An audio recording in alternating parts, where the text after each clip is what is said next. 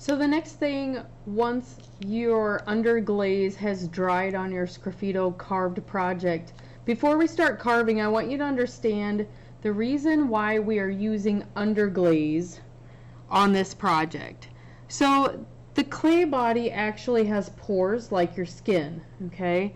So when the clay body is fired into the kiln for a bisque fire, it actually releases gas through those pores, and the underglaze will actually allow those gases to escape while they're being fired in a first time firing called the bisque fire. So at this point then, with the carving for your Sgraffito design, you could use the curved blade tool, you could use the short little blade. This is actually a Sgraffito tool. It's got a little loop on each end for carving and removing the underglaze. So really it's just going to kind of determine what your design is as you're carving.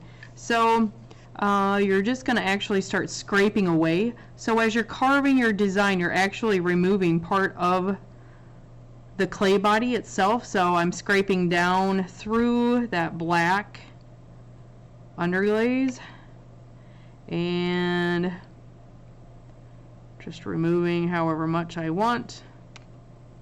Now this will be a pretty dramatic look in the end because the line that I've carved is so bold.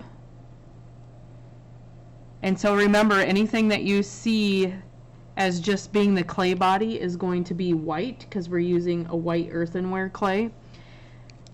And that's going to be pretty bold compared to a thin little line that I might also carve. Okay, I'm going to carve this to be a little bit thicker down at the bottom.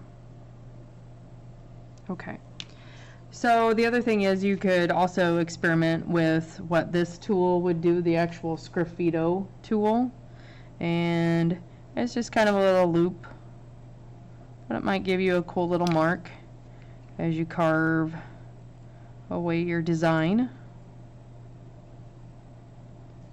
Carve a little, carve a lot. I'm just kind of brushing away the little excess pieces of clay that are just kind of sticking to it. You know, and go ahead and turn your project as you're working on it so it's comfortable for you. And I actually kind of like to carve and leave that little bit of texture that's in there in that white clay body. I kind of think that's a nice look to it when it's all finished and shiny from the clear glaze that I'm going to paint on this after that first time firing of a bisque fire. Okay, so once you get done carving your design all the way around, okay, so we're going to pretend that I have this all done with my design, then I would come back with my underglaze, paint the bottom, and then I would carve my name through it.